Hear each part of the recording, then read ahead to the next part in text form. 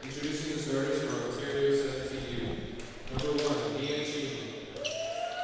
Number 5, Stella Sigler. Number 7, Reed Bourget. Number 14, Rebecca Mingler. And number 0, Nina Steiner. All right, ladies and gentlemen, welcome back to the Jack here at the beautiful campus of the University of Calgary. It is bronze medal time for the 17U girls draw here at the 2023 Canada Basketball National Championships. We have Ontario, we have Manitoba. They came here to chew bubblegum and win games, and Josh, they are all out of bubblegum.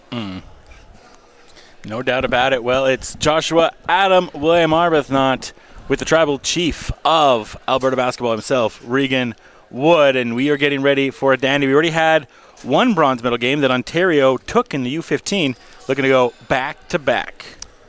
Yeah, the chance for 2 medals here for Ontario. Let's see if they can get it done. Not the main event, the penultimate action here in the 17U draw. So what are your keys for both these teams that you've been able to see them, and what are you expecting from them, Regan? Yeah, you and I both had the call last night for the semifinal matchups that both of these teams came out on the short end of, and there's Ontario with a nice start to this one. Again, Manitoba needs its stars to step up. 14, make sure we're getting Shakowski and Faust. They are their big keys for Manitoba, and they're on cue. Shakowski gets it done. Summoned it from the heavens. If their stars can step up like that, great. And again, so much talent on this Ontario team. If they can have the balance that their talent should dictate, they can be successful. And right off the start, 2 buckets in a row for Rebecca Milone. Yeah, Milan doing a good job there. And now is Shakowski bringing up the ball. And we talked about it last night and in our previous game, too, of Shakowski, very Jokic-like, of how she handles the point guard duties at times. Yeah, absolutely. She is a very talented player. Yeah, there's a nice kick right there, drawing the contact. And the one thing I'm looking for today as well is for Faust to step up a little bit more. I'm not going to say she had a disappointing game yesterday, but being one of the best scorers, I think she was the leading scorer going into that game. Didn't have that input, and I think it was a good job by Quebec of really shutting her down. Manitoba also got nice contributions from Taylor Shep. Yes. And from Haley Cruz. Yes, Cruz was huge. And there's, again, Shakowski right away. First 2 possessions making a big impact for Manitoba. And really quick here, Ontario going to bring in a sub as Okoko is going to check in immediately and take out Brie Bourget. So. No, let's see. I think she's coming in for Chima. She's coming for Chima. There we go. Yeah, no. Bourget was tripping towards the bench there. Subbing in 2 1s on the jersey for 1-1 on the jersey. Rachel Okoko was great last night as well, controlling things around the rim. Came on real strong in the second half at both ends of the floor. So her offense really picked up in the second, but she was solid on the defensive end for the full 40. And Paige converts both of them, so we continue here. Starting it off in the backcourt now. This is Steinbricker. She'll be handling the duties in the back, and we've been talking about some fantastic point guard play in this tournament. She is one of them. Gets it over to Segro. Trying to feed it down to Milan. Milan's looking for that ball at the top of the key. And they have that zone to force it, and they finally get it inside. They go inside and get it to go, and right off the bat, Okoko comes in and gets a bucket right away. You talked about how big she was yesterday against Alberta, Regan, and hits right away. Yeah, the 1-3-1 zone look there that Manitoba employs. They put Shakowski in the middle, and they've actually put a quicker, smaller player underneath. So Ontario with the right strategic adjustment to try and look inside low and get those post touches. I think that might be part of the strategy, sliding Okoko in there early with how good she's been around the rim. Definitely, and now inbound in it is Lily Van Graaf. Had some nice moments yesterday. At the top is Shep, who Regan said also had a nice performance there. Goes through the hands there in a jump ball scenario. Possession will remain with Manitoba with 7 seconds left on the clock. And Van Graaf once again will inbound it with Segro on her. Tight defense there. Faust trying to find some room. Passes it back out. Van Graff pump fakes. Drives to the hole. Can't get it to go. But she's fouled the last second. So she'll go to the line and shoot a deuce. Yeah, fortunate to get that call right as the shot clock expired. Could have gone the other way, but refs say foul before the buzzer. See how she can convert right here. And it's always early, and I'm sure you as a coach too see this, Regan, of how in the early, what do you look for? I'll reword this. In the start of a game, what are you looking for your players to set the tempo, and is there a time limit of what you're looking for? You know, we've talked about it a bunch throughout the week. Game of runs, right? If you can start well and go on a run, get up, 10-2, something like that out of the gate, and really establish your style of play, the pace you want the game to be played at, the level of physicality that's going to be out there. If you can set the tone in as many ways as possible, I think that that's really advantageous, again, in the long-term outcome of the game. But, again, 40 minutes is a long time. Yep. And there's the ebbs and flows that are going to happen throughout any contest. They're going to happen. And you can't, again, you can't predict it. And we're going to have Coach Mike McKay on later here in the broadcast in the day. And he'll talk about, Plan A doesn't always be the plan that works out. Sometimes it's Plan B. Yep. Sometimes it's C or D. Sometimes it's not the first unit that's going to get it done. Sometimes it's your second unit. Yep. You have to perform in the storm. I'm stealing all of his material for later. Love it. But if you've got to be able to perform when it's not comfortable, when it's scrambly, when it's tight, when you've got to come back. You've got to be able to do those things in those difficult moments, and that's what separates, again, first from second from third. Which is what we're gunning for here in this matchup, trying to take that bronze medal back to their province here at the end of this one. Regan going full Rock Austin 3, stealing everyone's finishers. Well, I won't try to stun you too hard, What? Josh. What? The people are not here for the elbow. The people are here for the basketball. And Shatkowski there, stunning right to the lane right there. Passed over to the side now to Segro. Gets it down low. Double team.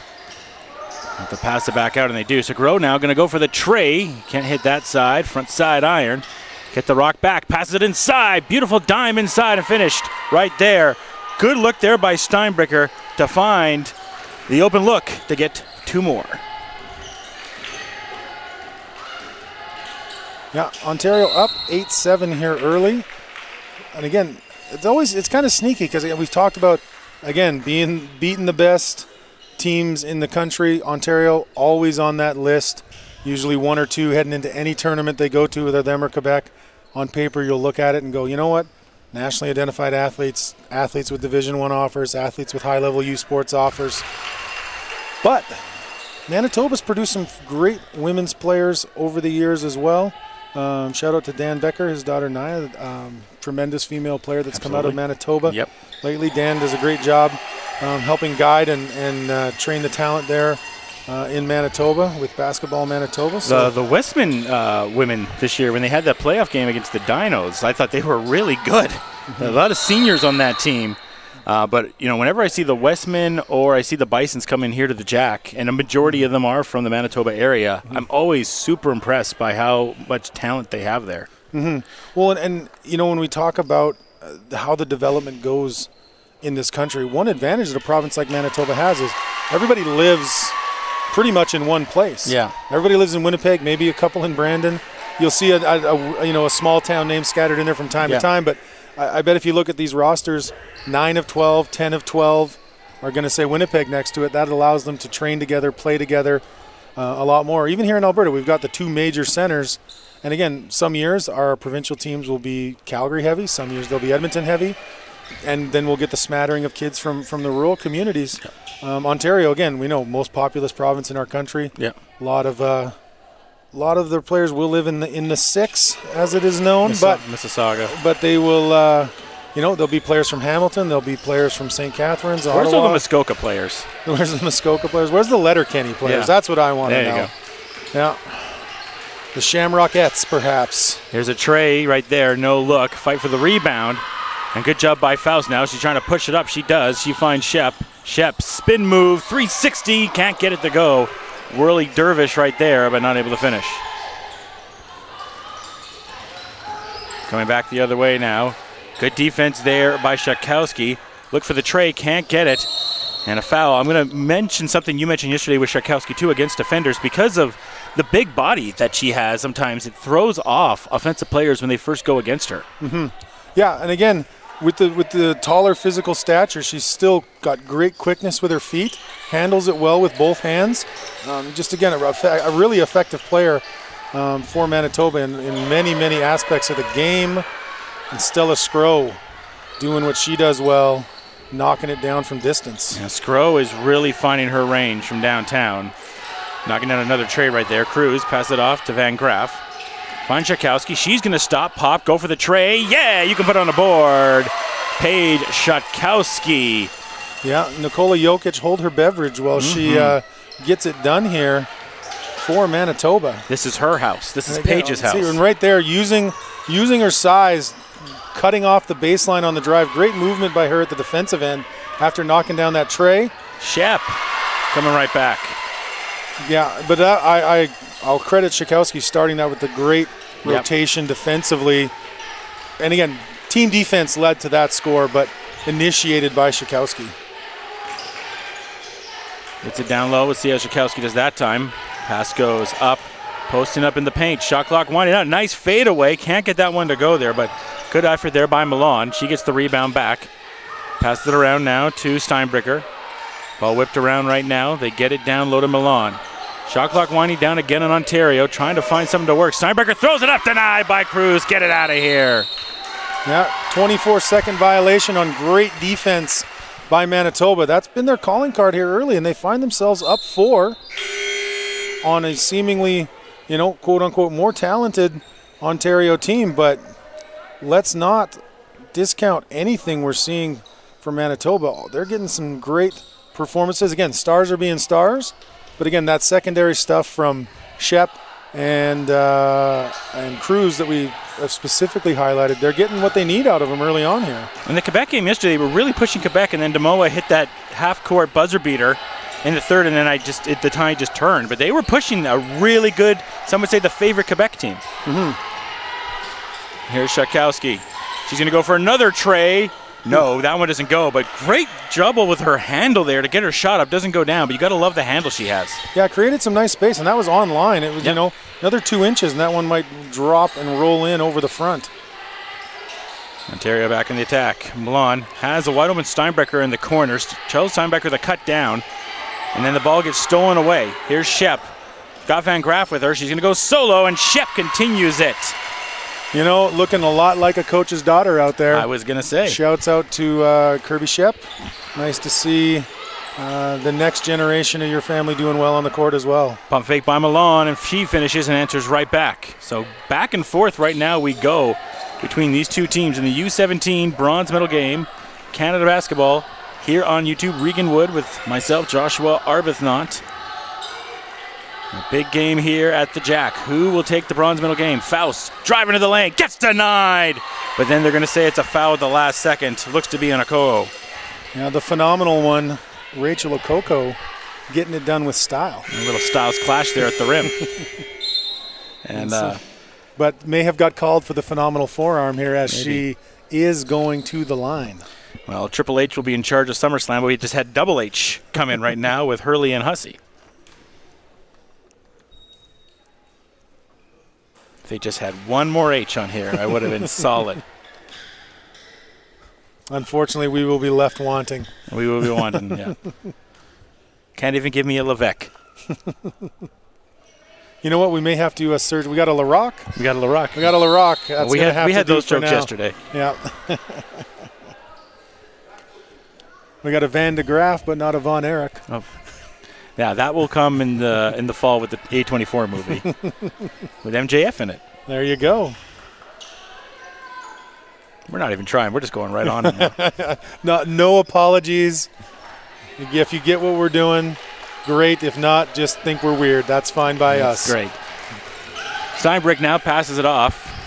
Hurley gets it right around the corner, driving to the hole. Good job there. That was a big-time part there by LaRock, and then Faust able to get the steal, brings it back up, finds Paige. Shakowski, stop, pops, shoots the jumper. Is going to hit the back side right there, but you'll take that shot there from Paige Schatkowski.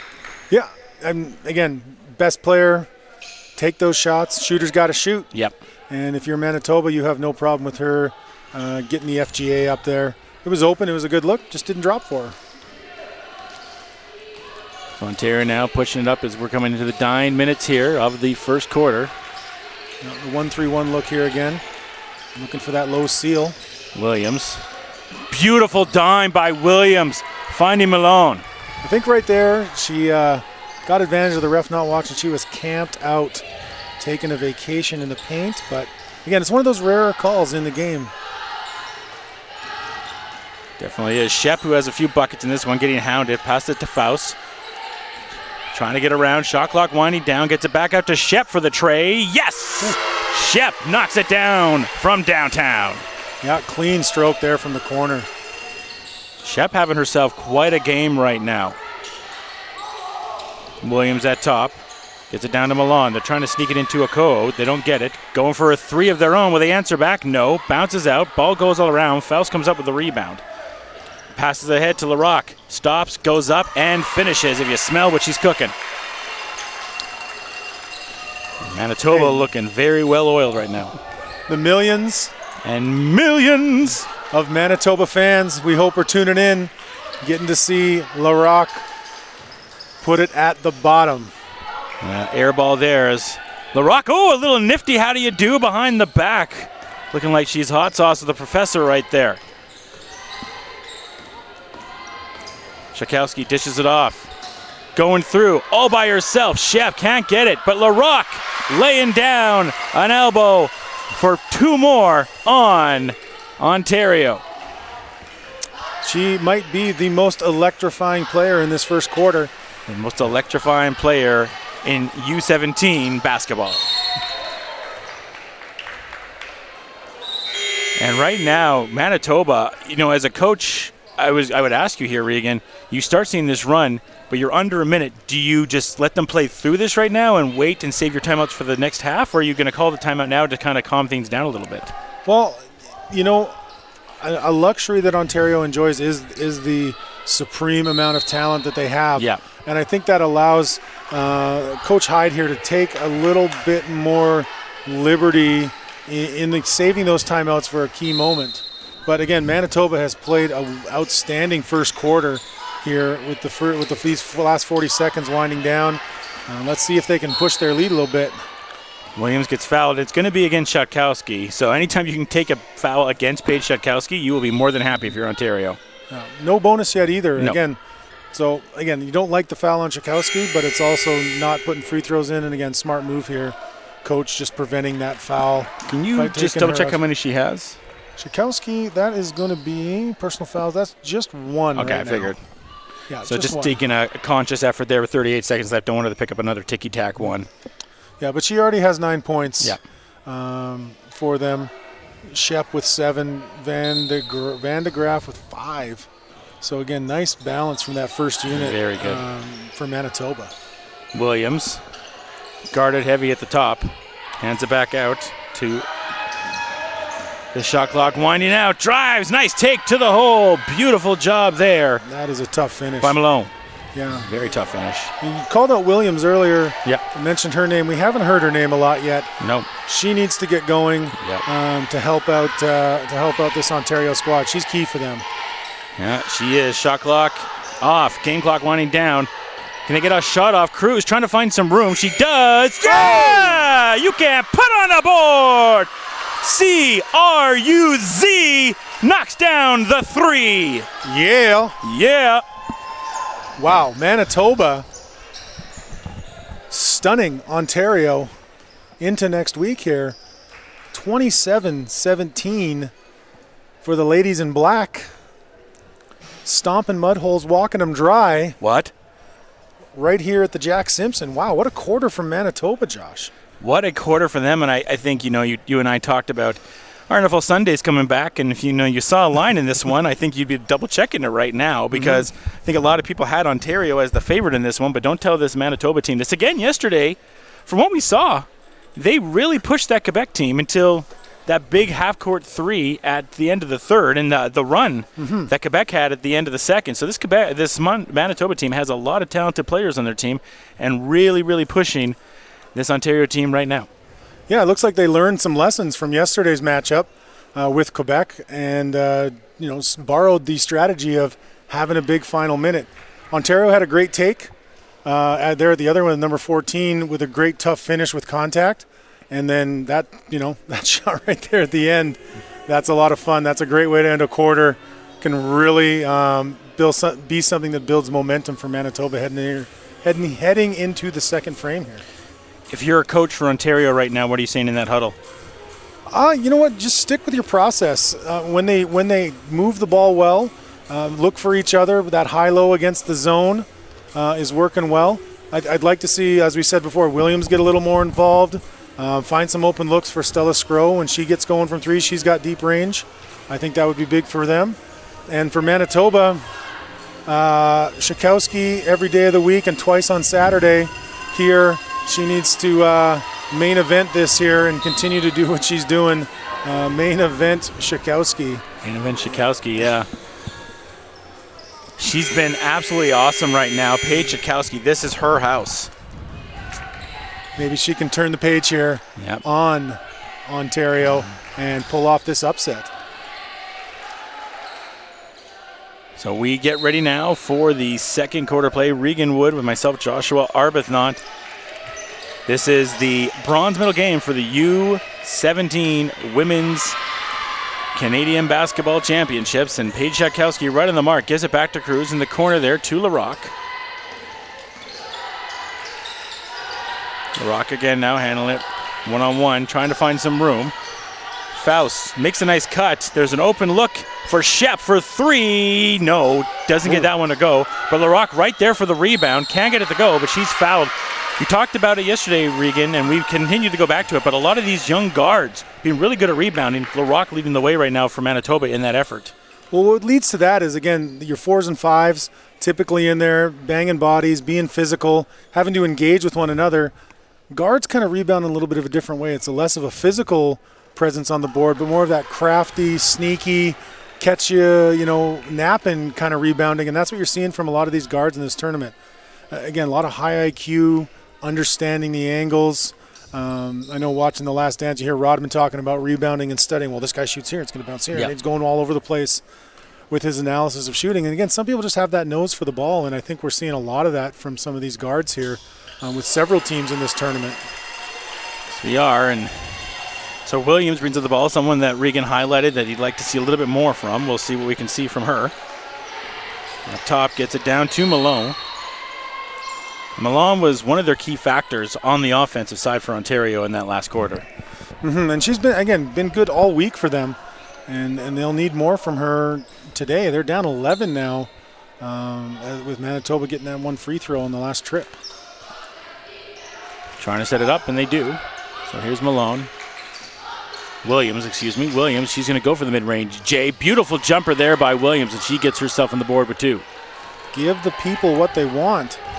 That is Taylor Williams hitting the jumper. And a good job there. Cruz finds Larocque. Going to get a screen from Shep. Williams getting in there, trying to steal the rock away. Get it back to Larocque. Jumper. Looked like Hurley made her change that shot the last second. She did, and ball's going to go back to Ontario.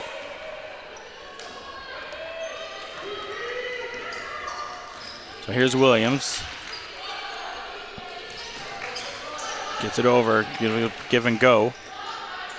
Manitoba in that zone, able to pick up a steal. It's Cruz that comes out of it.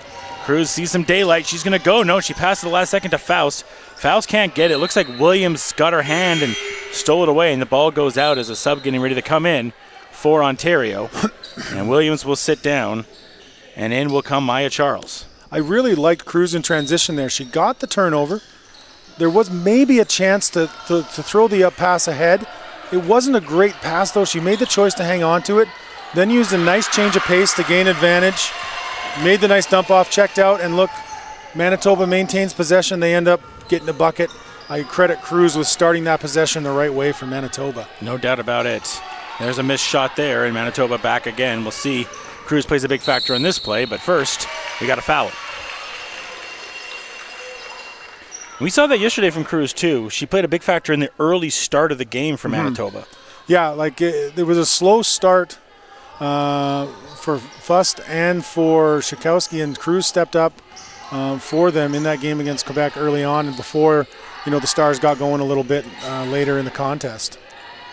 Larocque pass it over down to Shep. Nice feed inside, finding Paige Shakowski. Beautiful tic-tac-toe. How do you do? Manitoba adds 2 more. Miss Money in the Bank, Paige Shakowski. Cashing it in. Carrying the briefcase around for Manitoba. Puts it over to Hurley. Guarded by Larocque. Whips the ball around. Back to Hurley again. This time she's going to go for the tray. No, it doesn't go in. Rolls in and out. Merchants gets it. Hooping the harm. Marichin able to get it to go and chance to go to the line and earn 1 more.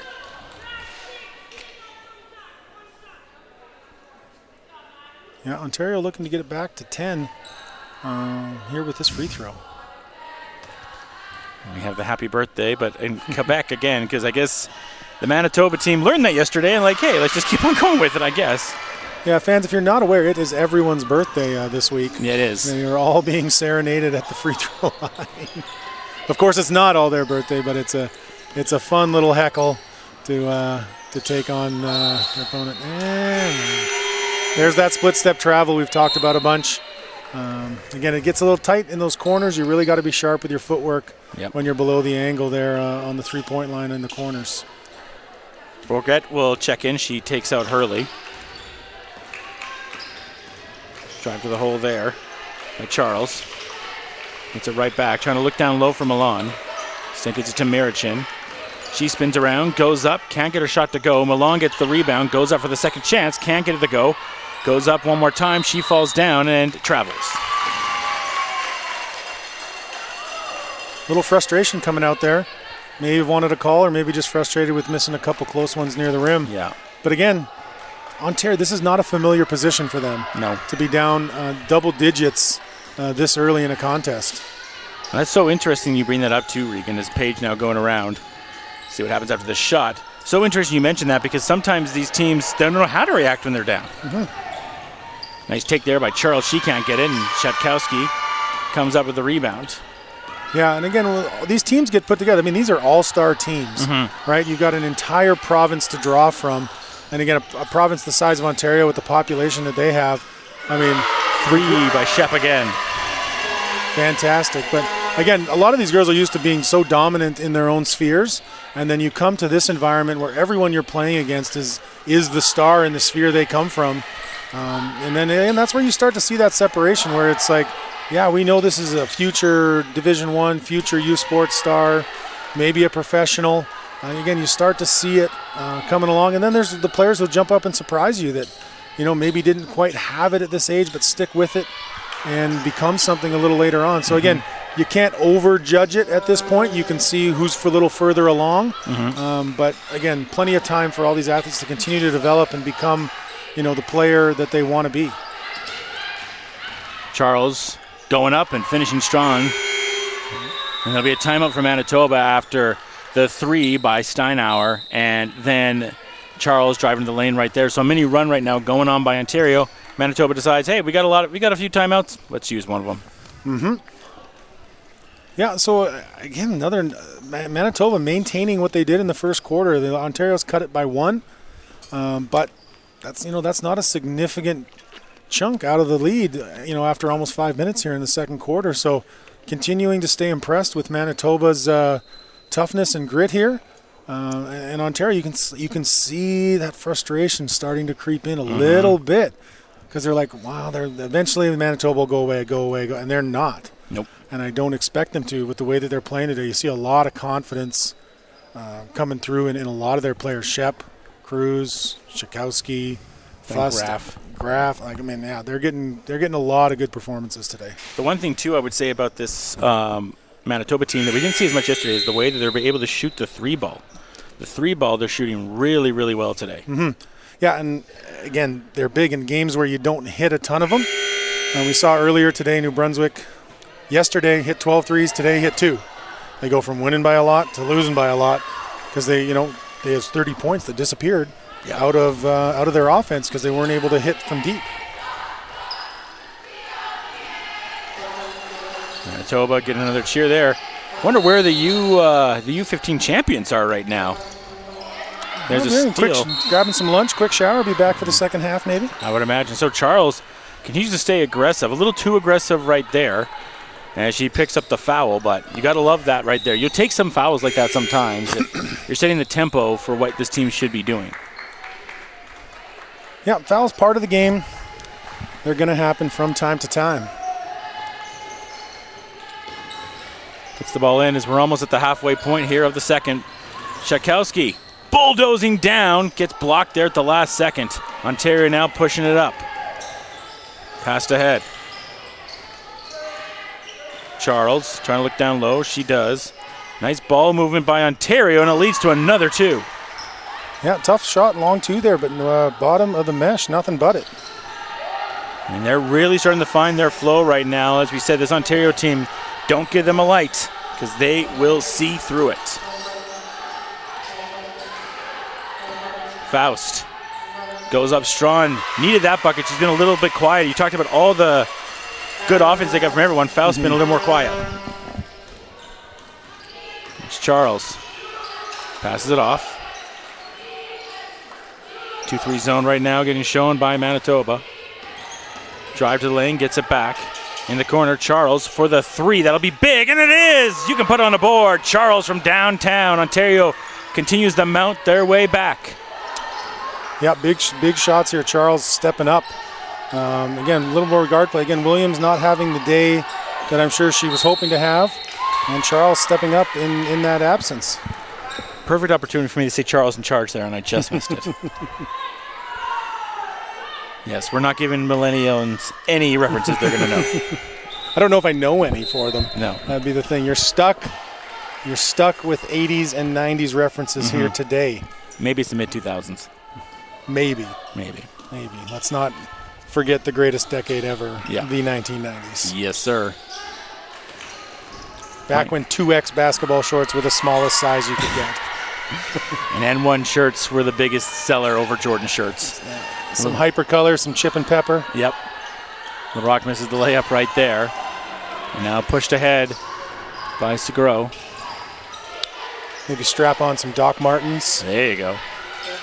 Baggy jeans. Maybe a little flannel. Throw on some grunge. There you go. All right, now, Ontario saying never mind as they continue to push forward. There you go. There's a grunge cut. Well, it's smelling a lot like bronze medal spirit in here, that's for sure. Definitely is. Shutkowski whips it to the other corner, finds LaRock. LaRock has Charles on her, passes it out. Shot clock winding down. Cruz can't get it to go. And we got a foul down low. 33-37, 3:27 left here. In this bronze medal game, Ontario in the U15 already won bronze for U15. Ontario U17 looking to double up, double the gold. Ontario 2 gold. Ooh, 2 bronze. Rake of the eyes there. It's illegal. Dirty tactics. Illegal. Dirty Dom right there coming through. He got me on that one. Quick aside, no one gets booed more than Dirty Dom. Callous. Yeah, that's true. You don't want to join the Dom Callis family. No, you don't. Well, and speaking about Manitoba, there you go. They're from Winnipeg, you idiots. Yeah.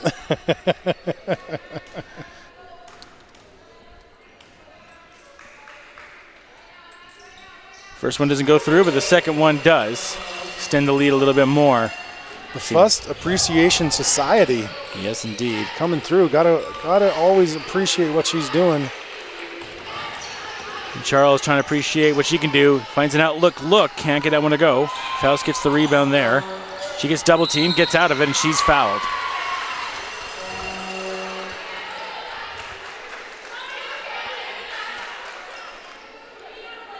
Great support there from the, I think I found the answer to your question. The Ontario girls were sitting right behind the Manitoba girls, and they moved over. I think there was. There we go. I think there was starting to be maybe a little tension over there on the far side.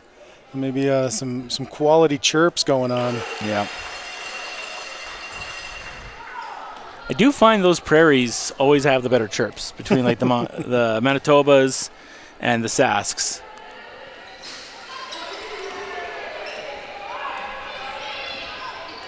Here's Charles with the rock right now. Got 2 minutes left here in the half. Big time Trey. Can't go down. Rebound by Cruz. She loses it, but Manitoba regains possession. Cruz has been relatively quiet after the big three. There's a nice cross. Drives in. Goes by herself. Gets a rebound. Passes it back out.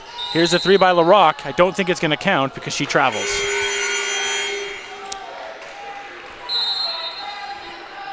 Milan and Steinbricker will check back into the game.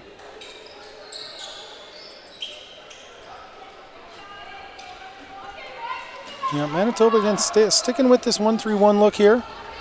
Let's see if they can continue to have success. They're up 6 still. Nice take to the hill there by Milan. She comes right off the bench and finds 2. Yeah, great footwork there. That wrong-footed, left-handed finish, that's a high-level skill. Tchaikovsky tries to answer it back, gets her own rebound. She's fouled, and she'll go to line 4-2 with 2:13 left here in the second. Yeah, again, just so impressed with Paige these last 2 days, watching her in the semis and now in the bronze. Quality player, no doubt going to draw some serious attention from the next level. Yeah, I'm sure there's a few coaches that are legally or not illegally going to try to talk to her today.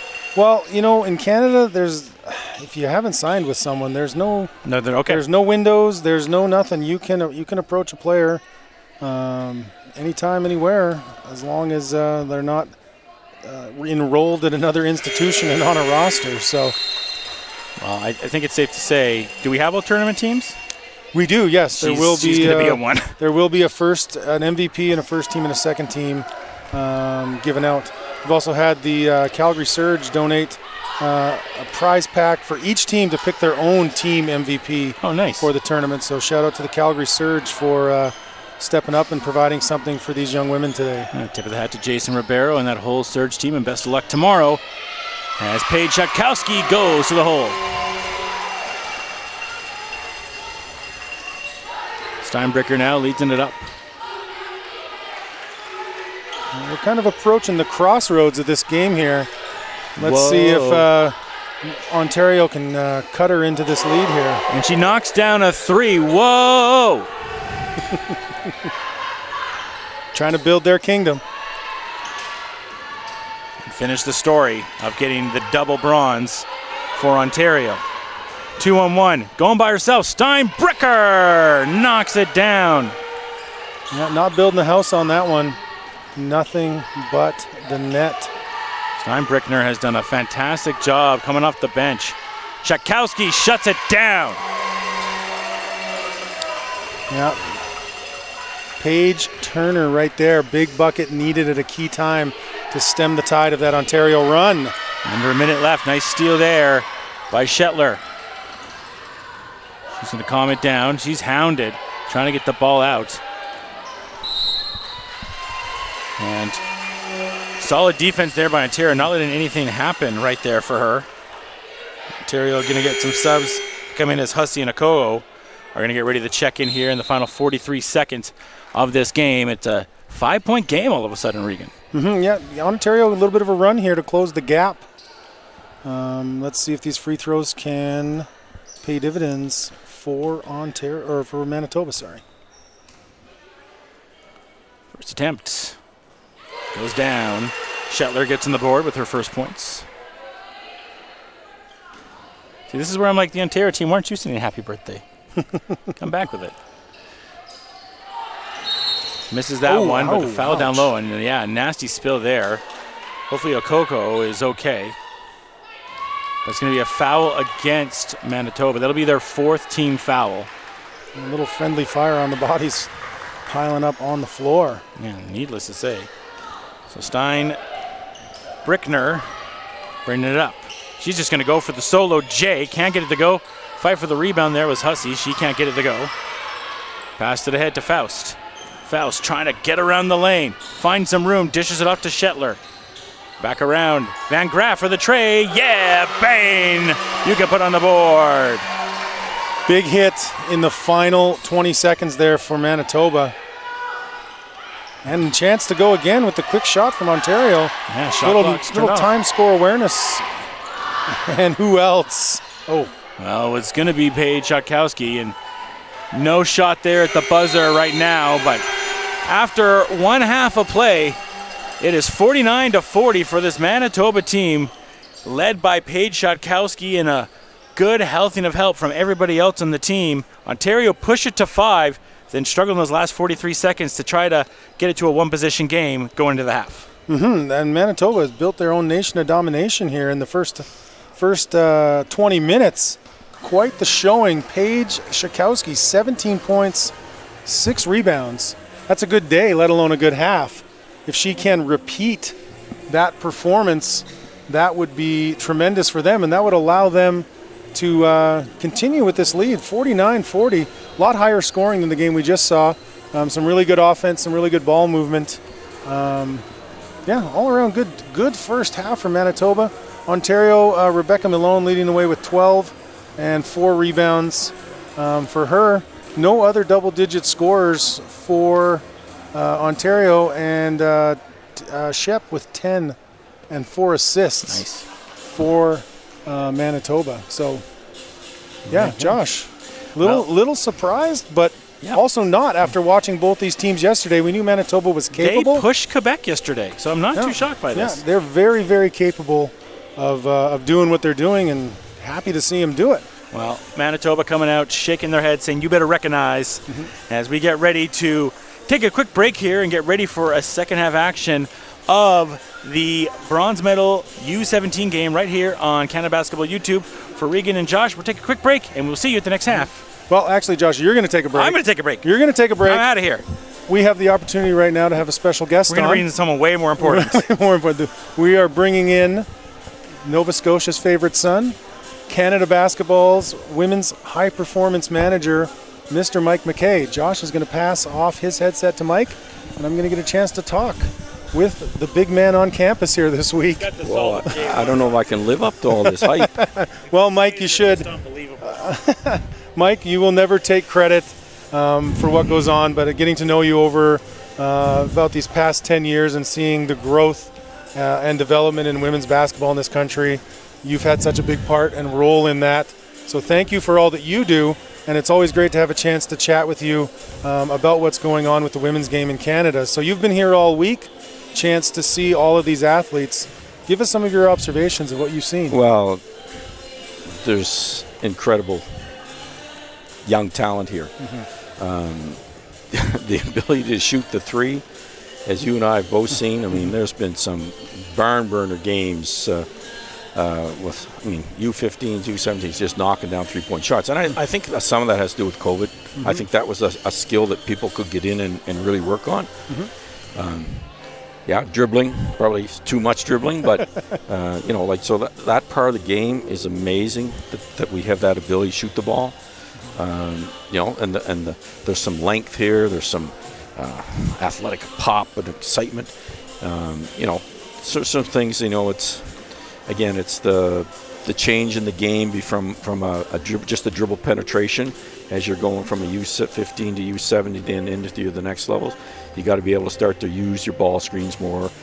Use some off-ball screening action, and those would be the things I think sometimes. And then the toughest one is the post play. I just think that it's easier to develop the perimeter game, just come down jack shots, but in the women's game especially, the inside game is still very, very important. I think it is in the men's game too, but it takes a while and takes a little more practice time.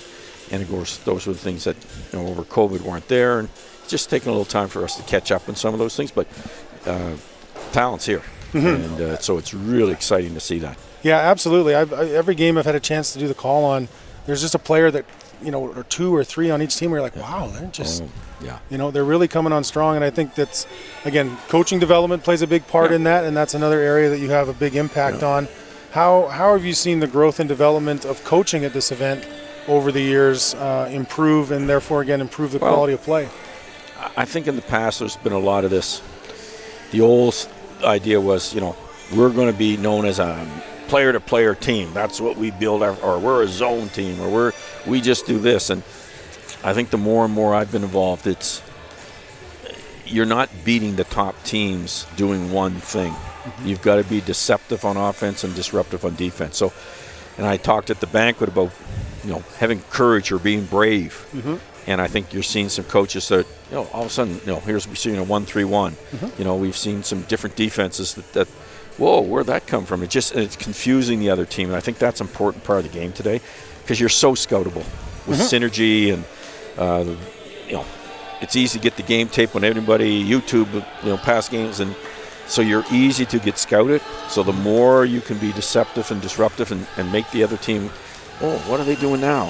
I think it's to your advantage instead of just trying to wear them down. Now, if you have all the talent, you can just sub and eventually wear people down. But that's not happening here. No, like there's no one here who can just wear people down anymore. Yeah. And that speaks a lot to what some of the I'm going to say the smaller provinces have done. They've really worked on their developing a deeper pool of talent so that they're not coming in with just 2 or 3 players. They've got actually some subs who can go in and maintain what they're doing, which is great to see, because in the past that was always when the subs would go in where the smaller provinces would run into trouble. But that's not happening as much anymore. No, and we see again the Quebecs and the Ontarios, they're always there. Yeah. Again, a lot of population to pull from. Yes. A lot of talent, and again they're always going to be in that mix. But here we see Manitoba, who again is always, they're always in the mix. Yeah. But here they are up 9 on Ontario in a medal game. Yeah. Just showing again, they've got Paige Sikowski, great player. Kirby's daughter, Taylor, she's doing a great job. Izzy Fuss doing a great job. There's so many players that have just, again, they might not be as athletic as the Ontario players, but the skill level and the intelligence is there, and combination with their coaching. And that's the thing. You can always, we saw it last night when Ontario in the U15s. BC just executed a brilliant game plan and basically outskilled Ontario with and then out tactics. The tactics that they used just kept Ontario off balance the whole game, and that's happening more and more. We're seeing that if you come in as a coach with a great plan and some good tactics, you're able to adjust and make switching up things. You can put the other team off balance, and you make the shots at the right time. I think it's kind of a microcosm and a reflection of what we're seeing around the world, right? Yes. The U.S. used to just be better than everybody. Yep. They could roll out 12 guys, 12 women from wherever they want in their country, and now, not. Well, I was in Madrid with the junior women. It came down to the last shot of the game. And we played that U.S. team within 5 last year, and we played them very close in an exhibition game. So we really felt if we got past Spain, we had a great chance to beat that U.S. team. Again, they had some great players. Sure.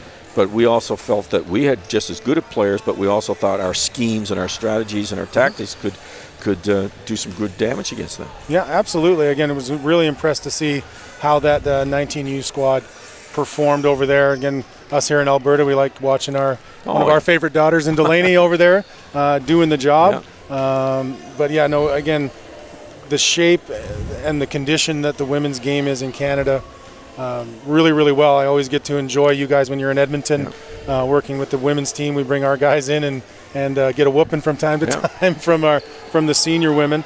Something you brought up earlier about being disruptive, and you mentioned it to me earlier in the week in passing and just kind of watching the results of games.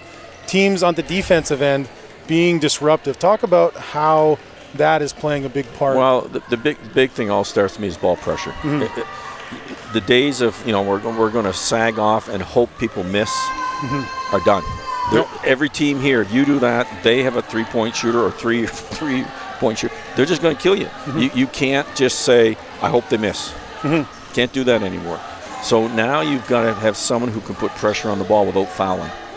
That's where it starts. And we talk a lot about, there's reaching. That's not what we want. But we don't want to just mirror the ball. We actually want to try to shock the ball and just trying to, so that person knows, oh, I didn't see you there. Oh, you're and take their focus off what they're trying to do. And the Spanish team was amazing at that. Just as your guard's calling the play, they're going like 3. That's when they shock you and just takes you out of what you're trying to do. And then it's, off the ball, or, where are you going to position yourself? For years it's still, pack line where we're going to sag in again. Well, you do that against good teams, they're just pass shot, and you can't help, or helping off the ball side. So, so you mix up trapping on a screen? Do you jump into some different pressure? Keeping them also mentally disrupted, right? So you've seen a lot more of that, and it's really, really difficult for an offensive team just going with one plan A. You've got to be able to have plan Bs and plan Cs.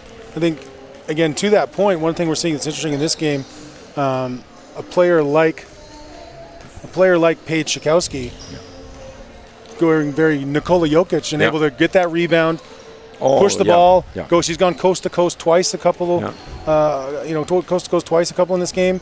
Again, that point forward kind of thing. I've seen it on a few other teams. Hayden Codd on the 15U Saskatchewan team can do it.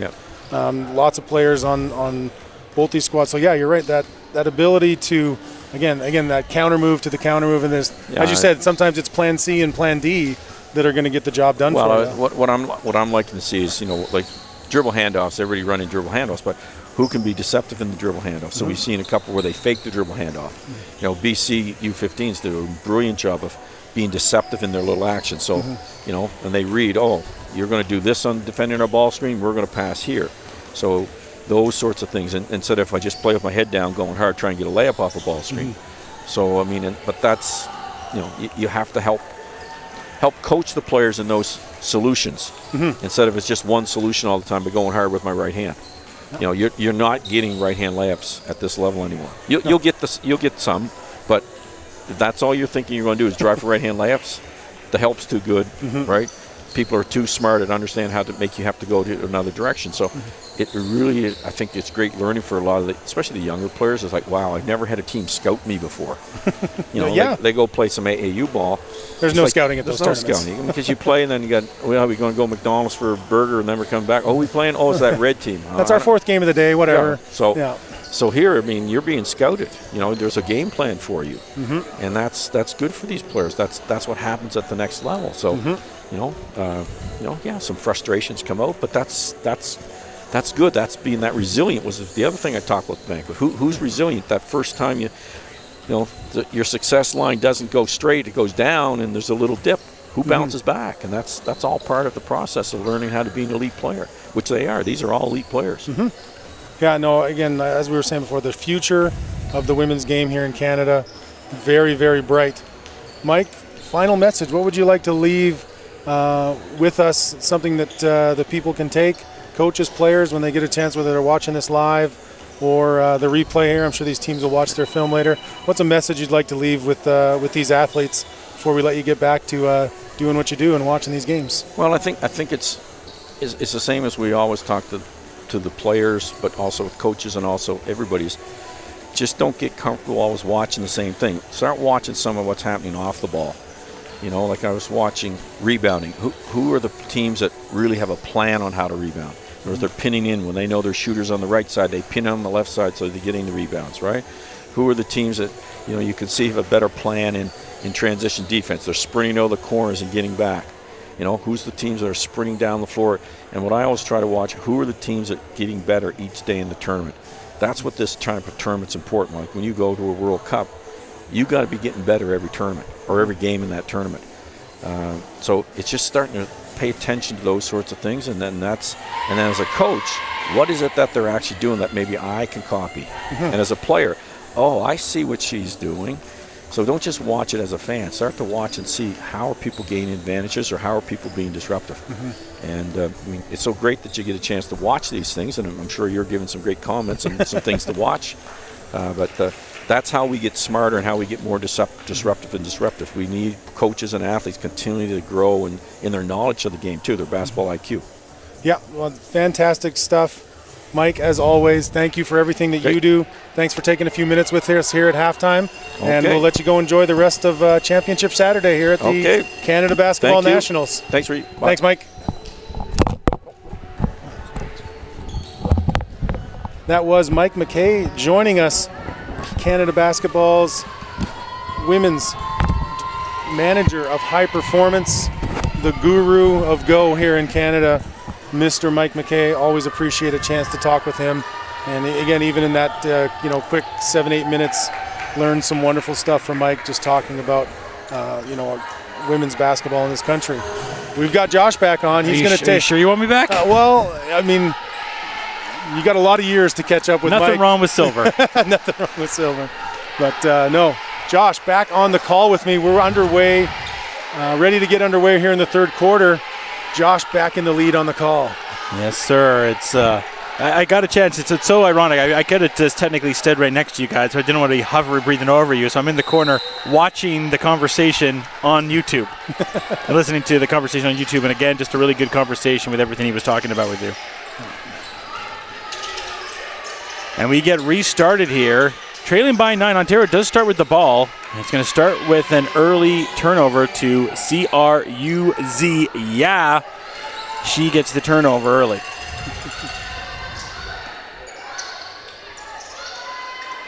Gets it down low. Shatkowski can't get a shot to go downski, because I'm sure that's never been said on broadcasting. So what are your keys here, Regan, to start off for both these squads? If you're Manitoba, it's more of the same. Like, can you stay tough, stay team-oriented, while still finding opportunities to get your best players the ball? Again, great box out right there. If you're Ontario, you need a little bit more from some of the players you haven't seen as much. Like, you can see Williams is on the bench to start the second half. So there's an adjustment from Ontario. She wasn't giving them her usual production. And again, last day of the tournament, chance to win a medal. Coach Hyde here, going with a different look with her squad out of the gate. And so again, you've got to be willing to push those buttons, like we were talking about with Coach McKay here at the half. And he's doing such a good job too about scouting and watching tape. It was really interesting insight to have about that, and some of the stuff that I'm sure that you share as well. Yeah, well, and that again, at this tournament, you're going to play one game a day. Yep. You're going to have a film session. You're going to have a practice session. You're going to have chances to have conversations with your athletes as a coach. You can watch the other team live and in person a lot of times that you're going to match up with the next day. Like, your ability to be prepared for your next opponent, if you're not, that's on you. Like, you have every tool in your bag available to you here at these games. And like we saw it today in the very first game of the day, yesterday, New Brunswick, 12 threes made. They play Nova Scotia today. Nova Scotia takes that away from them and only makes 2, and they're, 30-point swing in the outcome. It's interesting how that can just happen, eh? Faust gets a little too excited as she was ready to drive right there in Chima and takes the travel. So next up, though, we love gold. We'll have the gold medal games coming up here on Canada Basketball. For now, focus on the bronze. Escargot can't get that one to go. And then a follow-up and finish right there by Chima. Yeah, and again, they could use more from Chima. She's been one of their good players all week. More from her would be a welcome sight for Ontario. Cruz with a mid-range J. That's her bread and butter, it seems to be, when she gets comfortable and open like that. Mission is possible for Cruz right there. Yes, it is. Does all her own stunts, too. Yeah, this is live and in person. Motorcycles off cliffs, she's got it. Shatkowski knocking that down. 55-42, wow, they're pushing the lead. I was going to say, they're Manitoba coming out and they're pushing. They're not relenting. Passed over. Nice take to the hole. And staying straight up there the entire time was Shep. He's kind of pulled the chair a little bit. A little bit, yeah. No. Nicely done. Smart coach's kid again. That's, I'm sure she's overheard or been told directly a lot of things about the game of basketball just at home. And then she has the extra pass to Shatkowski, but it doesn't go down. I'd love to sometimes, too, see the ages of some of these players to see how close they are to that U16. Yeah, and again, as Coach McKay was saying, 14. The talent and the depth of ability here just continues to grow every year at this tournament. It absolutely does. Whipped around, Cruz for the 3. C-R-U-Z, yeah! Knocks down another tray. Yeah, she is killing it. She is killing it. Cruz 316 says, I just hit shots on you. What? So Manitoba, again, about 43 seconds left in the second. Ontario had it within 5, and they were really starting to find their rhythm there, Regan. And then Manitoba has a nice run there in the last 43 seconds, and then they come in, stomp a mud hole, and walk it dry to start off this third quarter of play. Again, if you couldn't have drawn it up any better if you're Manitoba. Forcing the early timeout here from Ontario. And it looks like this is right now just a player-led huddle. Coach Hyde's going to jump in here perhaps, but players are talking to community. You know what? I would like to see that. Again, there's a quote out there that you'll see a little bit of coach-led teams can be good, player-led teams can be great. If you're getting good leadership from key players on your team, that goes a long way in your team being able to be successful. And again, I think I see that in Manitoba as well. Again, the cohesion and the unity that you see from their group, really good. Maybe not as cohesive as our Alberta women's coaches with the phenomenal outfit coordination that we will see later on tonight.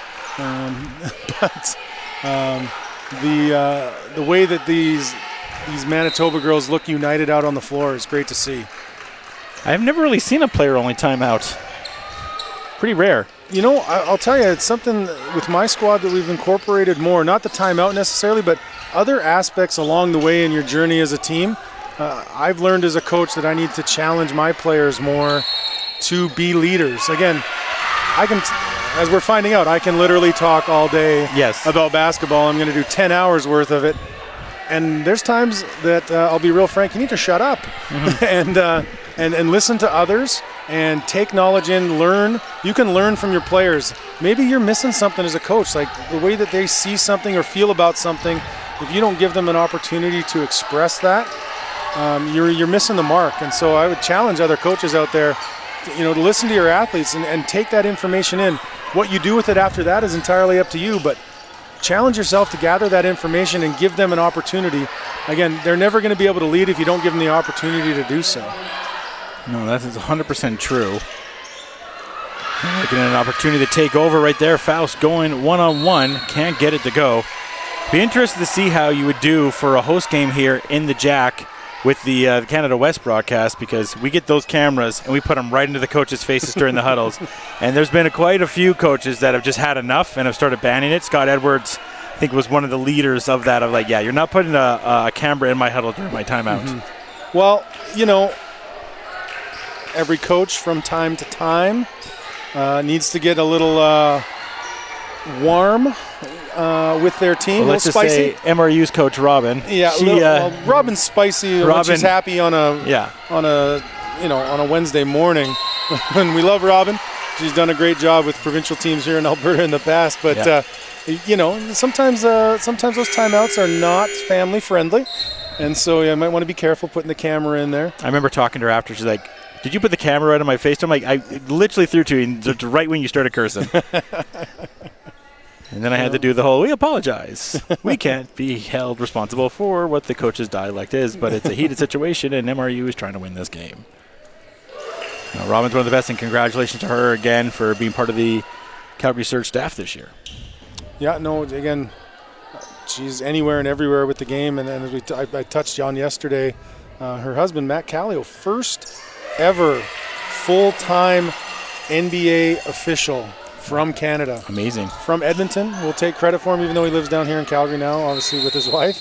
Matt and I, my very first year coaching ACAC basketball, we were two of the assistants together at Concordia. So I go a long ways back with Matt. He was even our ACAC assigner for a bit when he was still, when he wasn't the big show that he is now. But no, still a humble, great guy. Again, we're really proud of Matt and what he's been able to accomplish in officiating, getting to the top of the pyramid. That's fantastic. Not fantastic right there is the double dribble, and Ontario will get it back. So we got 5:05 here. It's 60-44 right now, Regan. And this is when we talked about those mini runs by minutes consistently. This is when, if you're Ontario, you want to do that. Charles trying to go for the three, can't get it. Ball's batted, goes out. I believe it will stay with Ontario, but this is where you're kind of starting to look like there's still plenty of time. You still got 14:55 left in this game, but it's starting to, time starts shrinking a little bit more on you. Yeah, again, every possession that goes by where you don't cut into the lead or the other team starts to push the lead, man, you just start to feel the pressure tightening on you. Right there, not the effort that they exactly want. I mean, again, we talked too about you kind of hit marks, right? So maybe they're hitting the mark. Let's just get to at least 10 or 8 before we have the quarter switch. Manitoba going to try to add it up, try to throw it over the back there. Did Faust, but not able to connect. Now an outlet here. Charles leading the break. She stops, pass the back to Malone. Back to Charles, a little give and go. They go down low to Akoo. It's a foul down on the baseline. Yeah, and Akoko's been a little quieter. I think with how strong Shikowski's been today, again, we haven't seen as much from Akoko. She was good yesterday, but yeah, she's quiet. Quiet today. Williams now in for Ontario. Let's see if she can get going. If she can get going, I think that bodes well for the red and white. We'll see what Taylor Williams can do. Loses the dribble there, but gets it back. Met by Van Graff. Goes around her, finds some room, can't get the roll to go. Milan fights for the rebound. She comes up with it, but it's a jump ball. And it's going to go to possession of Manitoba. A little quick on that whistle there, but you can see why that call was made as the bodies were in close proximity there in the paint. So Shep gets it down to Szatkowski. Checking out on the floor, trying to go one-on-one with Akoko. Gets it back to LaRock. Shot clock winding down. LaRock spins off, goes up, gets denied right there. Terrific block by Hurley. And stops, pops, goes for the three. Bang! That was a big-time three that Ontario needed. It's all about the game and how you play it, and that's a big play there for Ontario. Need to stop now. Van Graff trying to get to Shep. She does. Shep goes up, can't get it to go. Rebound by Malone, gives it to Williams. Williams leading it up now. Gets it to Hurley. Hurley was thinking three, but passes it out immediately. Crossover, back to Williams. Williams steps back, goes underneath to Akoo. She's trapped, throws up a hook, can't get that one to go. Shot clock resets. Williams drive it in. Raindrop in the lane. And Ontario getting on a mini run that they needed at the right time. And great lead out on that pass. And can't miss those bunnies. Yeah, Ontario hustled back. I think Manitoba a little surprised by maybe how open they were in transition there. This is Hussey. She loses the ball. Williams trying to pick it up. It's going to be a foul on Shep.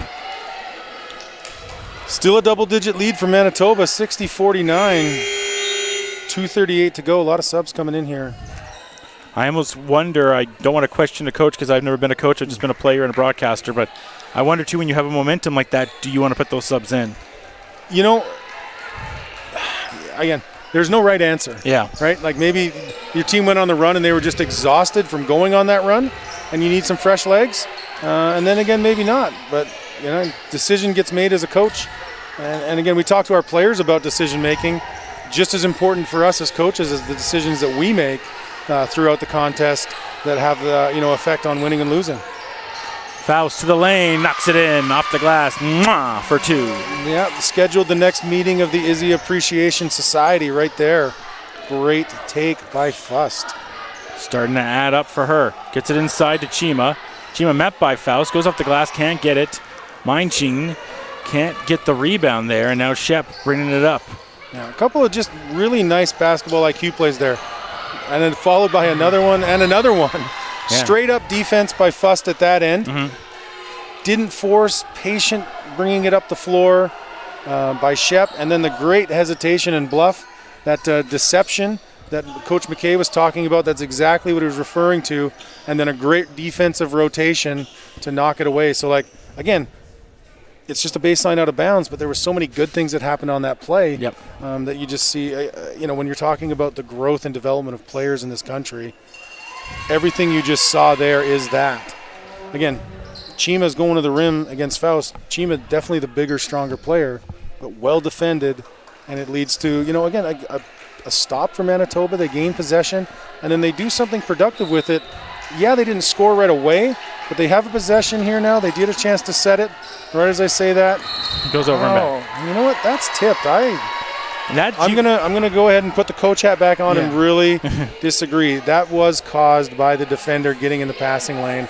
I wouldn't have called that over and back myself. You could say that's 2 plays now by Hussey. She had the block and then she creates that, but I can see your contention right there.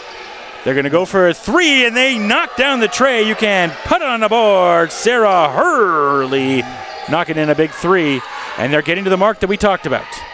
Do you have the time to see her tickle the twine? Right there. Got to get back to the 90s grunge. That's a very nice cut. Foul right there. It's easily the best Green Day album. That's non-negotiable. I think you are correct on that, sir. Van Graff will come in and take out LaRock. And she'll be the inbounder against Hurley.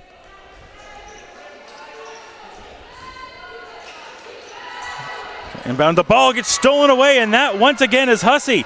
She goes up, smooth finger roll like she's George Gervin.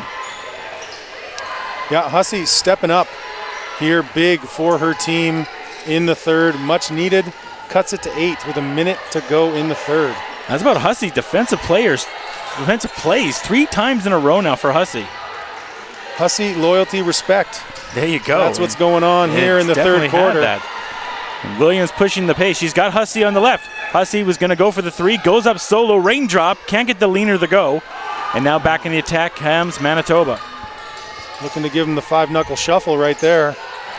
Can't see her on the defensive side right now. Trying to go in, and she's going to have the duty of taking on Paige Shatkowski. Shatkowski can't get it to go down.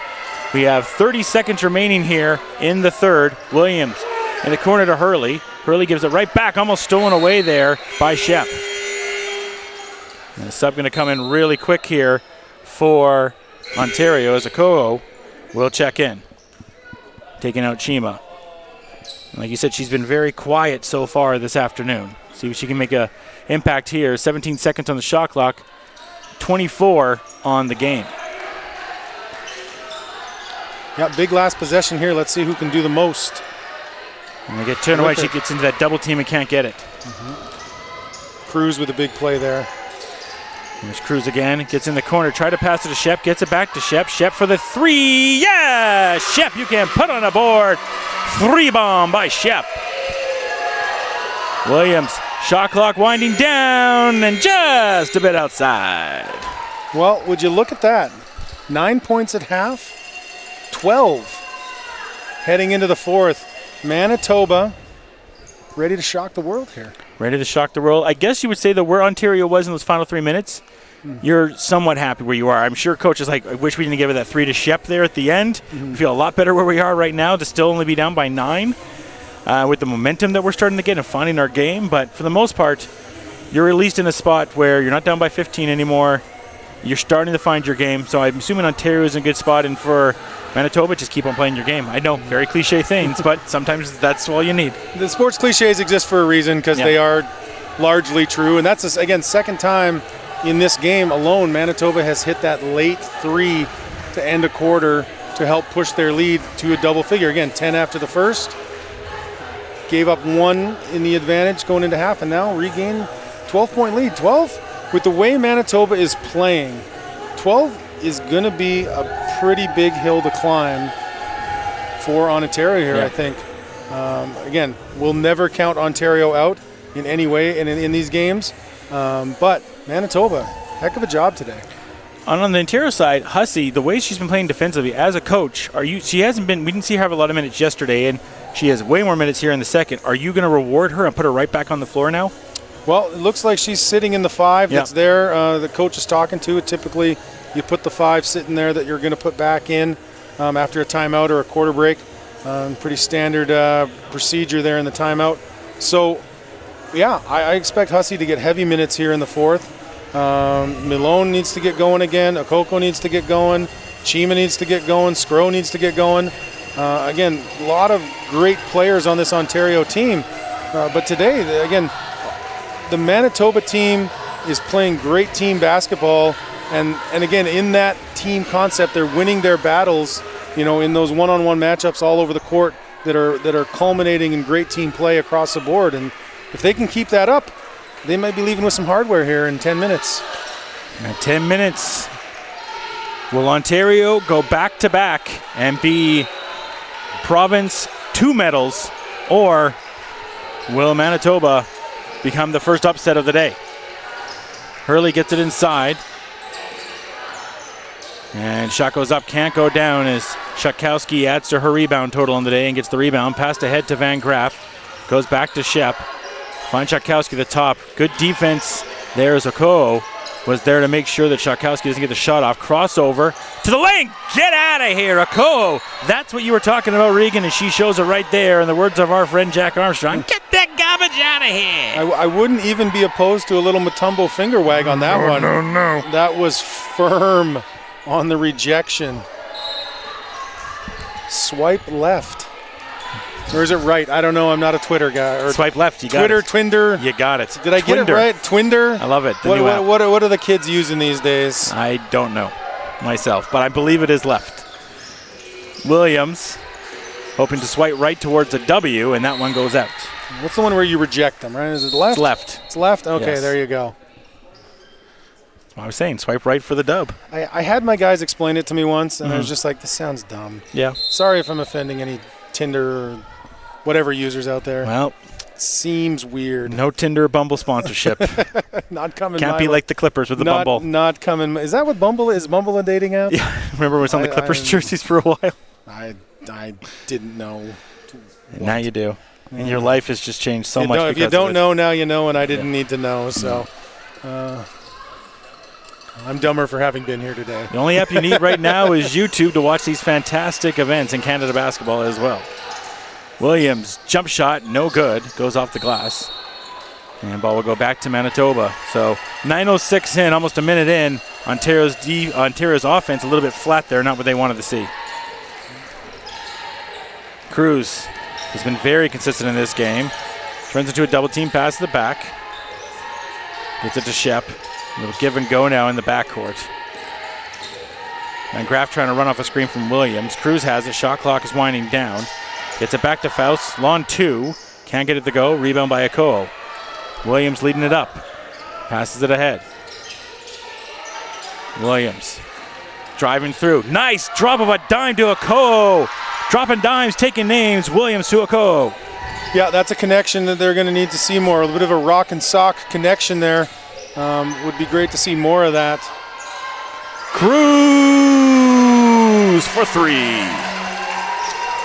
Wow. Unbelievable. Wow. She's been great. Yeah, phenomenal job by her stepping up for her team. Hurley can't ride the wave on that tray. Hussey goes down low to Akoo. Guarded by Shutkowski. She's going to try to go one-on-one, gets stolen as she goes into the double team as Shep steals it away. Shep blurs by a 3-on-1 and can't finish. Williams now has the rock, leading it up. Some minor numbers for Ontario. And they'll slow it down and go back to 5-on-5. Gets inside, back to Hurley. 3-2 shown by Manitoba. Crossover, shot clock winding down. Williams trying to find some room, finds Hurley. She steps back, goes for the lawn tray. That can't go down, and shot clock will violate there, and 2 subs getting ready to check in for Ontario with Milan and Steinauer. Again, Manitoba just flat out getting it done. Yep. I don't know if I have much more than that. Like right now, they're just playing better. They're playing better. They're making good decisions with the basketball, and it's leading to good things. Again, no patience, no panic. Nope. Again, they might have missed Fust in the post right there, but again, a chance to continue to work for a good shot here. Here's Faust guarded by Hurley. Hurley gets another good defensive stand there. Williams will bring it up. She's got Milan on the left side. Hurley's on the right there, guarded by Faust. Hurley gets it back out. Williams driving through. Euro. Can't get it to go. Tried to fight for the rebound. She knocked it out, but they're going to say it went off a Manitoba player. So Ontario will have the ball with a 14-second shot clock and a substitution coming into the game. And it'll be Bourget. And I love watching women's basketball, I love calling women's basketball, but these ponytails sometimes frustrate the living heck out of me. Yeah, it does block the number from time to time, but just part and parcel. Yep. We had 2 girls on the Dinos this year with a 2 and a 3, and they both had the longest ponytails, and I could never tell. I'm like, when are you guys going to put like an armband on or something? Nice take there by Williams. Now, again, she's starting to make some plays here in the fourth, and it's much needed for the red and white from Ontario. Shep finds Shakowski. She goes a little bit closer, free throw range territory, can't get it. Rebound by Malone. Trying to close the gap here is Ontario. Already got a bronze in U15, 1 and 1 in U17. A wide pass there, but Malone's able to get back to it. Bourget, pass it in the corner. Gets it back down low to Steinauer. Again, ball movement right now by Ontario, trying to find a look for a 3. They get the shot, but can't get the rebound there. Just goes off Steinauer's hand and back to Manitoba as time is starting to tick away here. 6:03 left in a 10-point game, 68-58. Interesting to note here, looking up at the scoreboard, no fouls on either team. Seen a lot of that. Yeah, well, again, if the refs are letting them play a little bit, I'm a fan of that. Let the players decide. Only make the calls that are absolutely necessary. And there's the Faust Appreciation Society getting to the rim again. She's done a good job of that in this one. Ontario unable to put up the walls of Jericho and keep her away from the tin. I just got a text from an official, and I won't say the official's name online, but it's a friend of both of us, so I won't say their name online, but he said, you were wrong about the over and back. I was wrong? You were wrong. Oh. Yes, I will tell you the official's name afterwards. I won't say them officially online, but it's a mutual friend of both of us. Oh, no. Now I'm in trouble. But again, I'm really far away. No, I'm backpedaling now. I'm full. All officials think they're right also. Yeah, I'm just the heel up here this weekend. Apparently. Ball goes inside to Steinauer. Charles, jumper, can't get it to go. Follows her shot, goes. I thought she had a chance to go around there. She gives the extra pass. We'll see if it pays off. She goes to the 3. Doesn't happen. Malone gets the rebound and knocks it in. But I did think Charles had a chance to go up and under, but she made the extra pass. And sometimes we've seen that extra pass be a little too much. Mm-hmm. But it works there. It worked out for Ontario, and at this point in the game, as long as it's working out, you need it. They've cut it to single digits again, 68-60, coming up on the halfway mark here in the fourth. Shakowski passed it down to Faust. Faust long 2. She can't get it to go. Ball's batted around. Shakowski gets the rebound again. And that was the first time, I will say, Regan, that I had seen Manitoba's offense a little hurried. Mm-hmm. Well, again, talking with Coach McKay there at halftime, ball pressure and disruption. Mm-hmm. If Ontario can do that here in this final 5 minutes, chance to get the game back in their favor. Shot there by Steinauer. She can't get it. Gets the rebound. Pass it back out. Ball's tipped. Here's a big-time 3. Can't get that one to go. Rebound there by Moulin. She goes up and under. She is going to get a travel there. So a dangerous possession there a few times there that would almost jump to a 6-point lead for Manitoba. But Manitoba is able to hold on here and try to get back to the 2-digit lead. Now just back to this official questioning my call. Yeah. I think they're just saying that I'm wrong because I'm a coach, and they're always right compared to what I am. Probably. So, I don't know. We will debate this afterwards, since they can't tee me up in this particular setting. We'll see if that individual has a response. We'll say is it a senior official? Oh, I have no doubt it is. I have no doubt. The rookies would dare not challenge me. No, they wouldn't. That's not true at all. Who's going to doubt the 2024 Coach of the Year? Am I? I don't know. Hagee can only win so many, man. I think I've run my course on those. We'll see. Shouts to Ryan if he's watching. Shot goes just a bit short there. It does seem that Ryan wins one every single year, though. Well, Heg's down there. Shout out to my buddy Ryan. That's my guy. He always entertaining. Love chatting hoops with Ryan. seeing him anytime I'm down in the Lethbridge Way. Grab some lunch with him, and good times with Heggs. Downside, Milan goes up for the 2, can't get it to go. Second chance, met by 3 Manitoba players, and get to the go as it gets closer and closer right here at the Jack. 69-62. 4 minutes left here in the fourth. A figure 4 gripped right now here. Yeah, it is tightening up. Putting the squeeze on, maybe need to grab that rope to break the hold. Take me in, brother.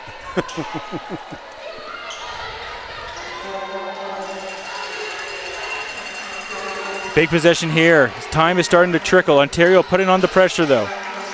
Gets in the corner. Goes back. Charles driving. Pass it off. Looking for Steinauer. But it goes out. 14 on the shot clock. 69-62 right now. As Regan mentioned, not really any foul trouble on either side. Manitoba yet to use a timeout. Ontario still has 2. Yeah, I could see Coach Sung maybe thinking about one here right before we get to the 3-minute mark if the situation presents itself. Steinauer. She was hot in the second quarter and now finding it in the back half here. Starting to find her rhythm again. 64-65. The closest we've been is 5 points, and we're here again, Regan. Yeah, and that's going to present us with a great finish here. It'll be exciting to call the end of this one. Ooh. Schakowsky gets the call. We haven't said her name as much here in the last little while. And for Manitoba to hang on and claim the bronze here, we're going to need to see some stuff from here. So it's good to see her go to the rim there aggressively, initiate some contact, and get to the free throw line. So she'll have a shot for 2. That one can't go down. And these free throws now, too, are going to become a big deal with 3:18 left. And, again, those timeouts are so interesting now with 3:18 left. Both teams more or less have all their timeouts. So as this game gets tighter, we're going to get in that a lot of timeout situation, I'm sure. Yeah, and those special situations, those ATOs will become a critical factor in this one. Great offensive rebound by Fust as she goes and scores. Nice take. Ontario can't be giving that up. You got to box out on those missed. Yeah. Charles. Sorry, what were you going to say there? I was just saying, with Paige missing those 2 free throws, Fust steps up and makes the play. And then Milan comes back with the hoop and the harm right there. But yeah, it was absolutely huge on the other side too, really quickly what you were saying, like you missed those 2 free throws. Ontario, you're great, and then Faust picking things up as you were saying, the Faust Appreciation Society continue to smile. Milan comes back though with a 3-point play. Yeah, no, she doesn't join factions, she creates them. She does. She does. And right now factioning to try to get a bronze game. Milan gets the 3-point play. And it's 71-67 here at the U17 bronze medal game for Canada Basketball Women's between Manitoba and Ontario, live here in Calgary at the Jack Simpson. Regan Wood and Josh Arbuthnot in the final 3 minutes of this exciting action. Steal by Charles. Here comes a break now for Ontario. Charles stops, pops, fades, gets it to go. It's a 1-possession game in the bronze medal game with 2:30 left here in the fourth. Again, here's the storm that Coach McKay was talking about. It has arrived, and let's see how Manitoba responds. Stolen, snatched away by Charles. She's all over the court right now. She's going to go one-on-one with Shep. Another fadeaway in turn, and a foul. Charging. Now, Ontario here has gone full Undertaker, rising off the mat, sitting up, the eyes wide open. We've got a 1-possession game. A little bit too much on that spin there from Charles. Not the time for the spinneroonie. Oh no! 71-69. Faust. Appreciation Society continues, puts him in the walls of Jericho, and adds 2. Yeah, more members joining on every possession with how she's played today. She's definitely earning her stride to an all-star. Steinauer for 3. Oh, a heartbreaker as it goes in and out for Ontario. Big possession here for both teams. Ontario desperately needs a stop with 1:40. It's 73-69. Here's Van Graff trying to get it to Cruz. She's hit plenty of big buckets. Maybe one more here. Shot clock winding down. She hands it off. Here's Shutkowski for 3. Can't get it to go. Hits front side iron. 73-69, 120 left here in the fourth. Ontario trying to hit double bronze. They got one in U15, looking for one in U17. Finds Charles. Charles gets it to Escrow.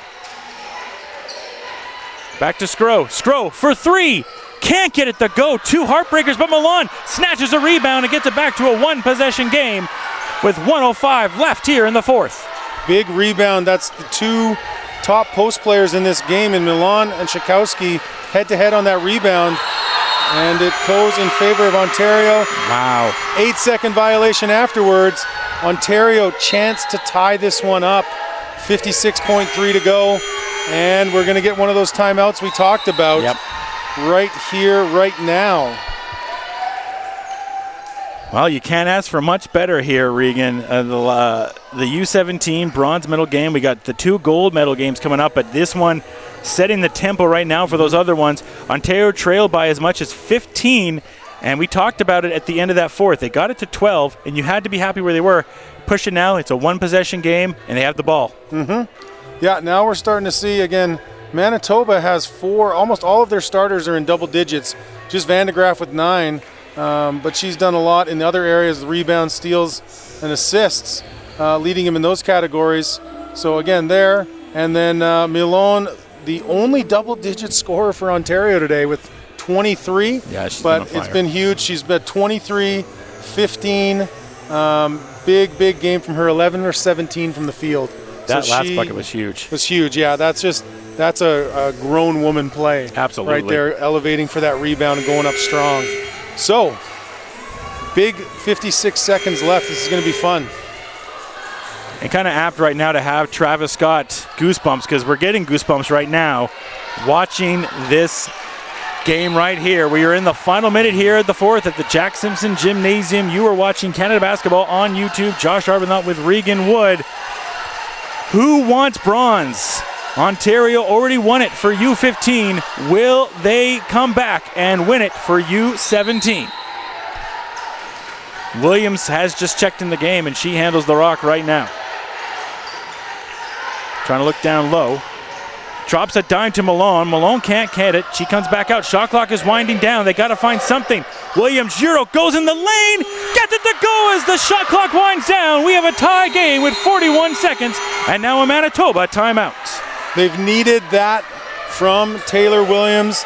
They get it when it matters most. Money, money, money at the biggest moment in the game for Ontario.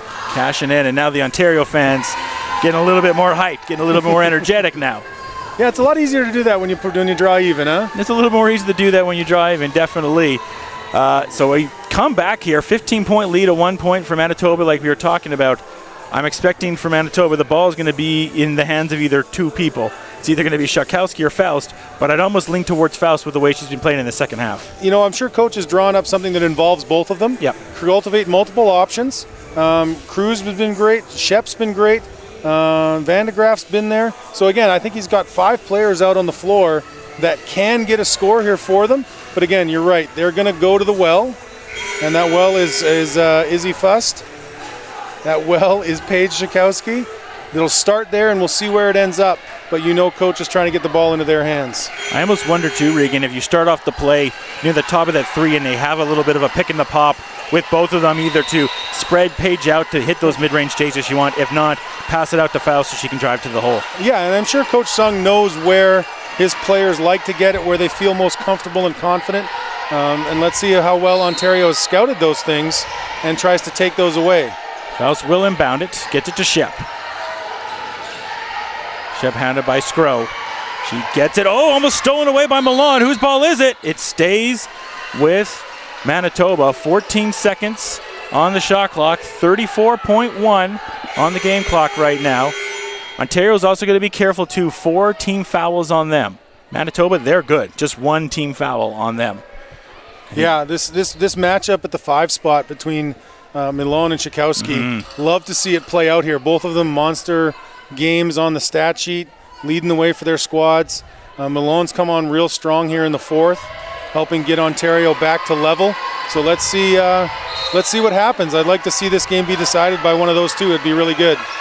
We're in for a really good one here. Here's Shep driving to the hole. try to be taken out there by Williams, and as the shot clock expires, they're going to say it's a foul on Williams, and that's important for a multiple set of reasons because that's going to be free throws, and that's the bonus. I'm going to be careful. I don't want to get texted in on and told that that I'm wrong about a call, but I do think there was some contact there. But if I'm Ontario, I'm gritting the teeth a little bit as a coach. Yeah, those one of those 50-50 calls for me. That's one of those calls. If this happens at 7 minutes left in the fourth, I don't think it's getting called, personally. Yeah, and again, you're looking up the clock, 5-1 in the fouls, and you're going, oh, we're a little bit of a hole here. Like, we can't get to the line easily unless we're fouled while we're shooting, because I doubt Manitoba's going to pick up 4 fouls in the next 28 seconds. Free throw goes down. Ontario's not going to call a timeout. Saving one. There's still more than a possession left. Not a bad idea right here. Have it to Williams. Get to Scro. Back to Williams. Williams, drop of a dime, finds Milan. Milan misses the bunny. Ball's batted around, and Manitoba comes up with it. Faust leading the break. Milan tries to foul her and finally gets her the second time. A little bit hard. We'll see what the official does there. I don't think there was any major intent there. But it will lead to Faust going to the line and having a chance, just 2 more here, to maybe lock in Manitoba walking away with the U17 bronze medal. Yep, just common foul there, and I'm going to tell you what, I agree with that call 100%. Those kind of procedural type U fouls that are available to officials in the FIBA game, they can be real tough. In a situation like this, I like what the officials did there. They talked about it. I think they've come up with the correct call here. Common foul. It's going to let the players decide the game. Yes, Ontario wanted to foul there, but I don't think it met the criteria for something that they need to give two-hand the ball for. So Faust misses the ball, so no matter what, we still will have a one-possession game if Ontario can get the rebound or if Faust makes it. And she makes it, and they'll call the timeout. Can you just double-check for us, Regan, what the fouls are for Milan? Milan now has 4, Okay. as does Chima. So the key checks that have been on Paige Schakowsky all game are the players that are in foul trouble. Again, she's done a great job getting to the line today. Schakowsky, yeah, she's been there. She's had 8 trips to the line. Fuss, surprisingly, she's had 10 trips to the line. She's only 3 of 10 Crazy. at the line. So again, she splits that pair. So Ontario, a couple ways to play this. You can go for the 3 in the tie, or you can go with the quick 2 and another foul. But they are out of the timeouts, so I'm going to predict they're looking for the 3 here, unless a walk-in layup presents itself in the first three seconds or so. Because again, if they score the quick 2, they have to foul immediately, and then they're going to have to go the length of the floor without a timeout. And if Manitoba hits both of the free throws that they have to give, then they still need another 3. So I think they're going to take one shot to try and tie this thing up and look to see what happens in overtime. Yeah, I almost wonder, too, if Manitoba just brings all the pressure to the 3 and say, yeah, take the 2, we don't care. Yeah, you have to run them off the line. You can't let them get their feet set, but you also can't foul. And if you are going to take a foul, which, again, strategy here, you have fouls to give. You could foul someone on the ground quickly, and then that allows you to see what they drew up in the timeout and if they have a second option. We'll see where they go with. And they do. That's exactly what I thought they might do. Man. Well, I've coached enough games that eventually I figured some things out. Well, it's really interesting, too. Yeah. You bring it up because they have 10 seconds there. You can just foul them and wind all the seconds down. They could do it 2 more times if they really wanted to. And Williams is going to step back. See, now right there, I'm going to tell you what. There wasn't a lot of play on the ball. Mm-hmm. If the official wanted to, they could have thought about the U foul there. They understand what Manitoba's trying to do. Yeah. And what I appreciate is that they understand and they're calling it appropriately. And so, again, they're going to go. I love this strategy, by the way. It's very cheeky, but I love it. Yeah. Now, though, you have put yourself up against the bonus. I would still foul them. I put them to the line.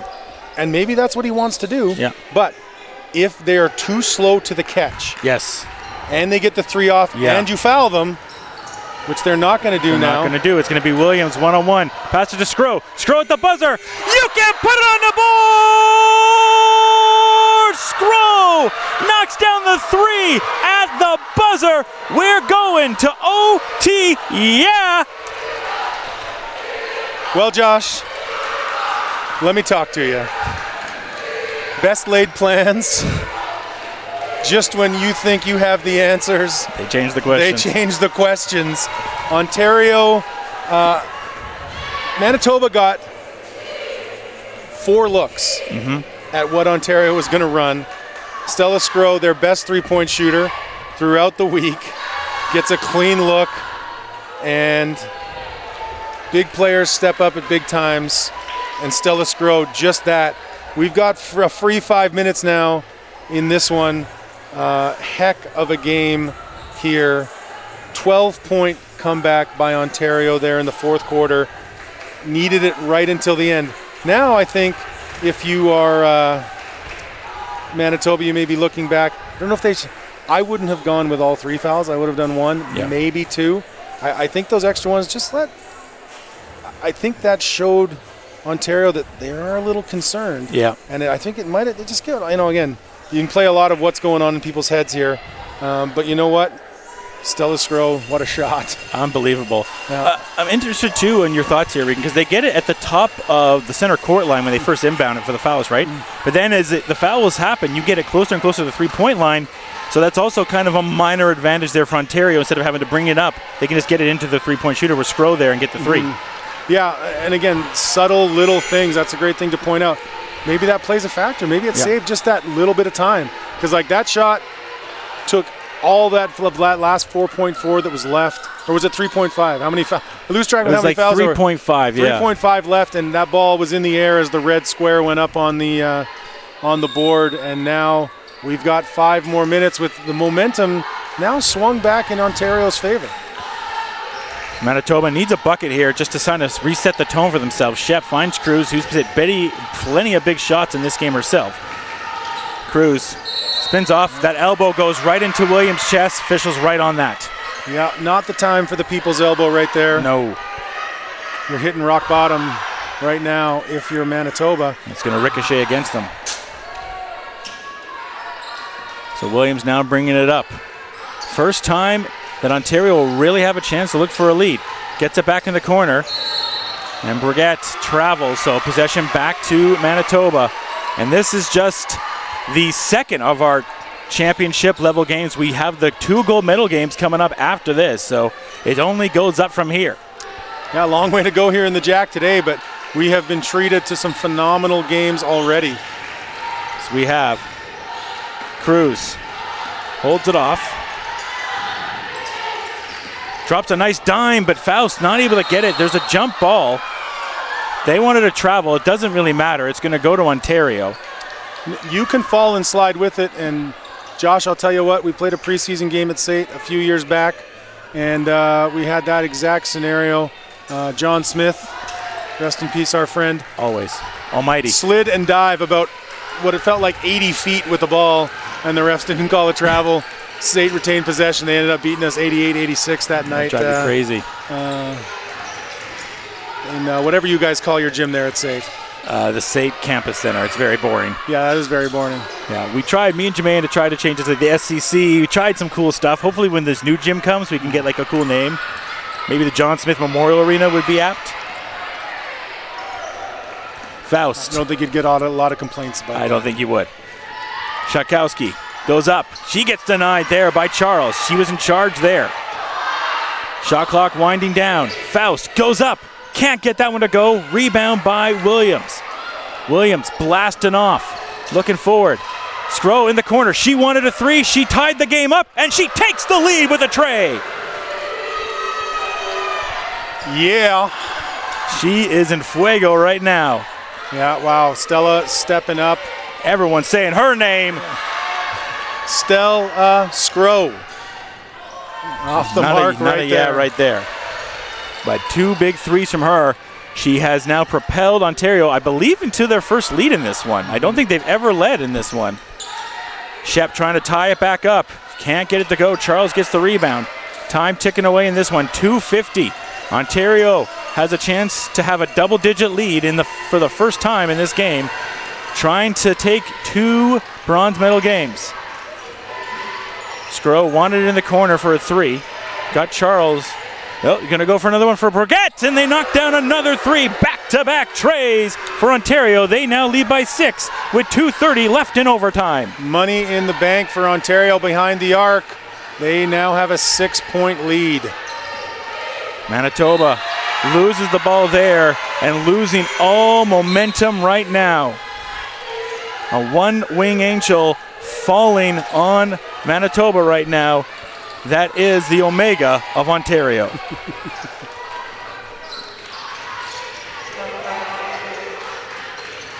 Bourget, who just got the last 3, gives it to Williams. Williams, nice little hezzy there, gets it back. Gets in the corner to Steinauer.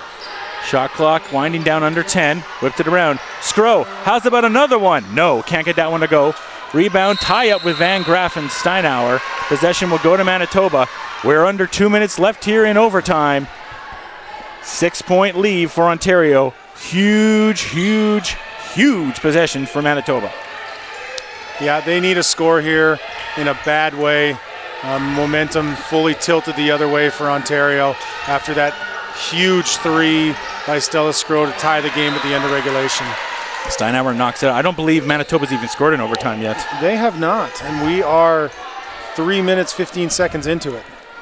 He's still shocked from the Skro tray. Gets it in. Tried to hand it off, faked it off. Shot clock under 10 again. Tight defense. Faust goes up. Can't get it to roll. Shep knocks it out. And it's going to go back to Ontario. Shakowski knocks it out. My apologies. But it goes back to Ontario. 1:36, 90 seconds left here in overtime towards Ontario potentially getting a second bronze medal today and maybe walking away with both their women's programs with bronze. Yeah, I mean, those 3s from Ontario, those were RKOs out of nowhere. Man. Manitoba looking to be the legend killers, but... well, Eskro looking to be a legend killer right there. She can't get it, but Williams up and in.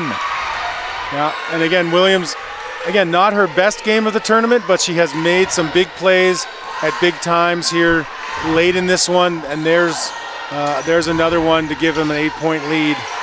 Big 3 from Faust. She can't connect. And a rebound by Skro. The fight for it in the team. Williams is the one that comes up with it. And she'll hold it down. 1 minute left here in overtime. An 8-point lead for Ontario. Manitoba has failed to convert anything so far. Yeah, for the bulk of the day, Ontario have been carried by Milan. She's on the bench here in overtime. Yep. And Ontario, again, little shift in style of being able to now converting from the 3. And here's what else has happened now. Those fouls that Manitoba used at the end, gave all those fouls now, goes to overtime. Now they're in bonus. Yeah. Why I would have only used 1 or maybe 2 myself, because now you find yourself in this situation where you don't have those fouls to give to employ that strategy again. And again, cannot predict the future. No time machines out there. If there is one, someone let me know. I'd love to come borrow it for a few things. But, here we find ourselves, Ontario. Again, to be the best, you got to beat the best. Shakowski coming just short. Unfortunately, Manitoba might find out that the hard way today. And unfortunately, it's a game of runs and one of the weirder fouls I've seen there. Just a little love tap, and again, players know what's going on. They know the situation. There was no malice in the palace there intended. No. I feel like the Jack got very lonely because Peppa Gibb hit a buzzer yesterday around the same time, and you know what? 1:30 tomorrow, we're getting a buzzer beater. and we did. We did. And we did. Williams going to get that free throw. And one thing you'll say about Ontario, not been able to hit their free throws, but 33 seconds away now from capturing both bronze medals. Yeah, it might be a foregone conclusion here, but Ontario running the table from the end of regulation through here into overtime. Again, the hot hand, the momentum. Some people think it isn't real. Looks pretty real here today. It's real to me, brother. I would say to this Manitoba team, just an absolute pleasure to watch them. And, man, the absolute bloom and burst of talent that this team's going to have that's going to represent every level from international to NCAA to CCA to U Sport. Yeah, but again, this is going to be a heartbreaker for them. It's one of those hard ones. It's hard, you get excited when Scro hits the three, and you get excited for that, and you get excited for Ontario to hit that, but then you feel heartbroken for a team like Manitoba that busted out and had a fantastic 4 quarters, and then those last 5 minutes or so, it kind of relent a little bit and looked to be on the opposite side and not walking away with any hardware. And like they talk about in Moneyball, unless you win the last game, what difference does it make? And this is their last game. Yep. And they're wanting to walk away with something. And unfortunately for Manitoba, it looks like they're walking away with some disappointment here.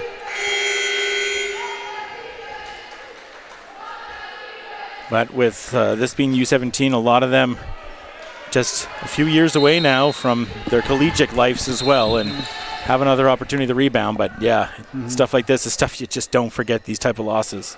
Yeah, and again, for some of these girls, probably their last chance to represent their province. Yep. You can see Coach here on the side, a little despondent. Tough for him. He did such a great job with his Really game good plan job, today. yeah. They came out hot. They came out hot, played so well. You feel for Coach Sung and what he was trying to accomplish here today, and then they came so close to getting it done. So shot clock and game clock just different away, and we'll have another pair of free throws going here. We got gold, though, coming up next here, Regan, on YouTube. We do. What a do, baby. It's going to be a good one between BC and La Belle Province in the 15U gold medal game. Yeah, Quebec now will try to keep it going and try to bring the other 2 medals, the 2 gold, back to the east, as now the 2 bronze look to be going east. So BC and Alberta trying to get something to stay in the west. And Scro steals it. And unless we get some fouls here, that's going to do it. And Manitoba will not foul. Just maintain pressure on the ball. Again, shout-outs to Paige Shakowski, Izzy Faust. Phenomenal tournaments by both of them. All the players on Manitoba and Coach Sung, great job this week. Had them dead to rights. And Ontario rose from the ashes with a big 3 from Stella Scro as time expired. Yes, and sir. then ran the table 11-0 in overtime to defeat Manitoba. Your bronze medal winners on the 17U side, Team Ontario. Double champions of the world, well, of Canada basketball. Double champions of Canada basketball as Ontario takes the U15 and now the U17 bronze medal game. Both clubs coming together in celebration near the end there. But as Regan mentioned just moments ago, we love gold, and the gold medal game on YouTube is coming up next, as we will have British Columbia take on La Province, Quebec, in the gold medal game for U15. Quebec will try to do what Ontario's did and try to get gold in U15 and U17. So we have that coming up here on YouTube in just a short 20 minutes or so. For Regan Wood, I'm Joshua Arbuthnot. Thanks everyone for watching. Congratulations to Ontario. Until next time, folks, cheers and enjoy the games, people.